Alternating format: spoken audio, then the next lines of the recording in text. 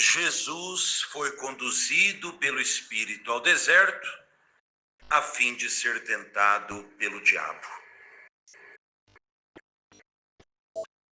Meu amado irmão, minha amada irmã, celebrando neste dia a memória deste santo sacerdote capuchinho, São Pio da Pietrelcina, que teve tantos combates espirituais e físicos contra o diabo.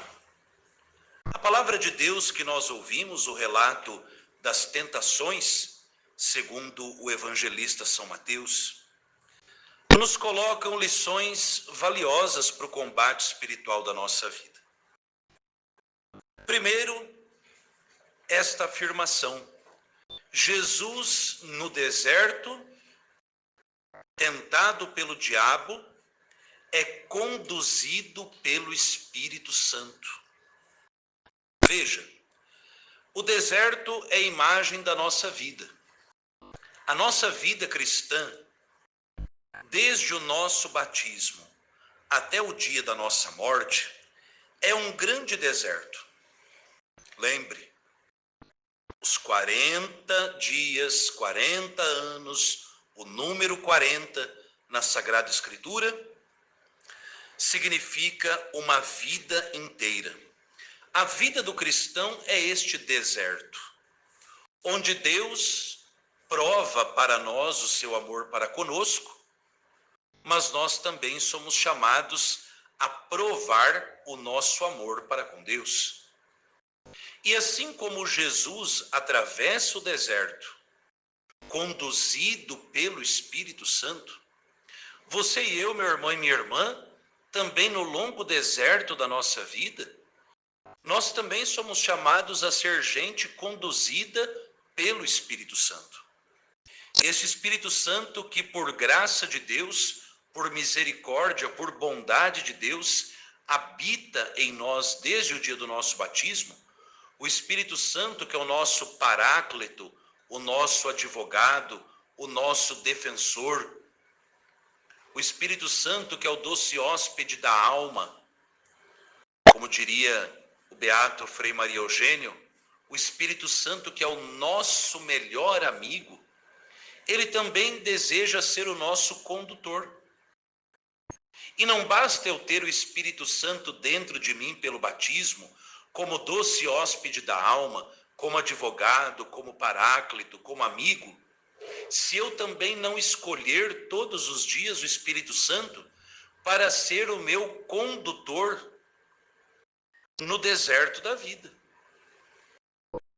E aqui vem um grande defeito que assola tantos de nós cristãos. Quantas são as vezes que nós escolhemos como condutor da nossa vida outros espíritos e não o Espírito Santo? Jesus enfrenta o diabo no meio do deserto, mas não enfrenta sozinho.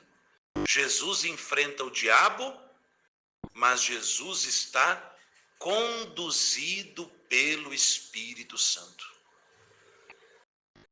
Quem é que tem conduzido a minha vida, meu irmão, minha irmã? Quem é que tem conduzido a sua vida? Qual é a relação que você e eu temos diariamente com o Espírito Santo? Segunda coisa, o diabo, assim como tentou Jesus, tenta vocês e eu. E Jesus nos ensina coisas valiosíssimas nesse confronto com Satanás. Porque toda hora o diabo propõe alguma coisa e Jesus é muito firme, é muito ríspido em responder ao diabo com uma arma. Que arma é essa? A palavra de Deus. Se você reler na sua Bíblia o Evangelho da tentação de Jesus no deserto, no Evangelho de São Mateus e também no Evangelho de São Lucas, você verá que toda resposta que Jesus dá ao diabo é um versículo bíblico, ou seja, a espada da palavra de Deus.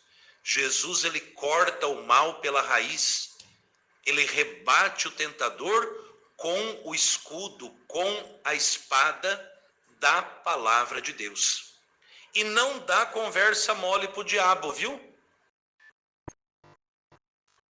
Uma outra lição que Jesus nos ensina. Quem fica dando corda para o diabo, acaba ficando enredado nele. Recordem-se bem do triste fim de Eva, que acarretou para a humanidade o pecado original.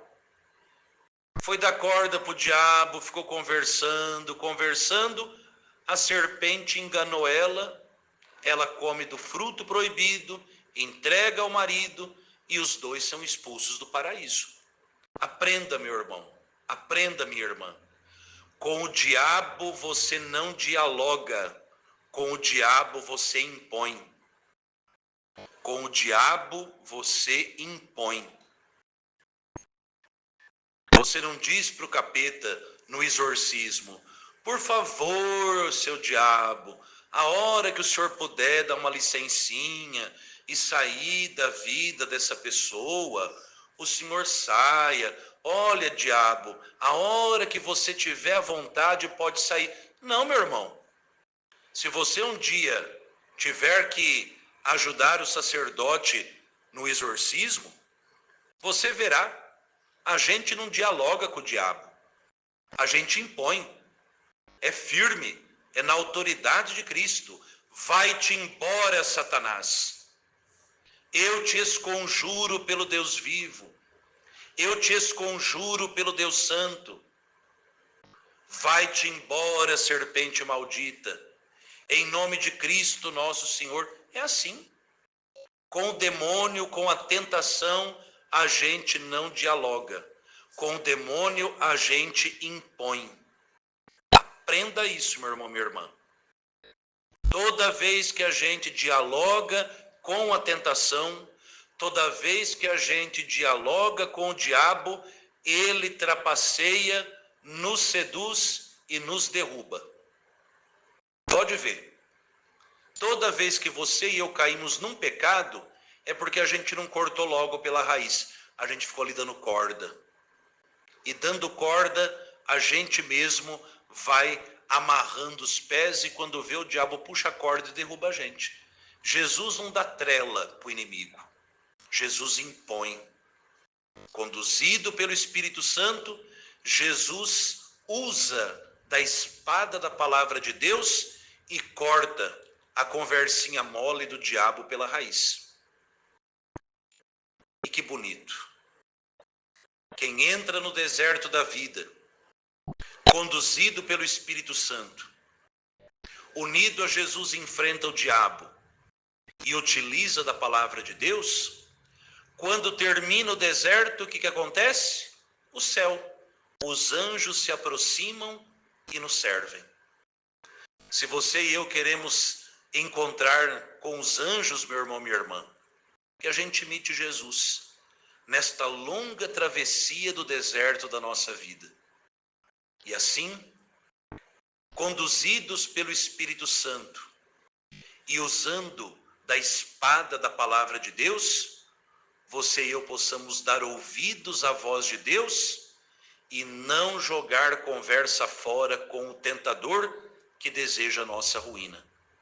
E assim, no final do deserto da nossa vida, pela misericórdia de Deus, os anjos nos recebam, nos acolham no paraíso e nos levem à presença de Jesus Cristo, o Rei Eterno. Meditemos agora no livro O Combate Espiritual e o Caminho do Paraíso, no capítulo 34. Já vamos falar também agora de combate, ó. Passar pelo deserto da vida, meu irmão, minha irmã, é combater o bom combate da fé. O verdadeiro soldado de Cristo, que aspira ao cume da perfeição, nunca poderá julgar que já fez bastante. Apesar disso, a discrição deve refrear alguns fervores de espírito, a que alguns se dão maximamente no princípio, e que cedo esquecem, esmorecendo no caminho. Ou seja, no caminho de Deus, meu irmão, minha irmã, todo trabalho é pouco. É preciso trabalhar com firmeza a todo instante nesse bom combate. E não ter fogo de palha. Ah, comecei o caminho da vida cristã, estou vivendo um caminho de conversão cheio de fervor. Mas de repente já para de rezar um dia, não confessa, não comunga, falta a missa, não reza rosário. Não, não, não, não, não, não, não. Firmeza, perseverança, constância. Você e eu somos soldados de Cristo, chamados a travar o bom combate da fé para defender a honra do nosso Rei, que é Jesus.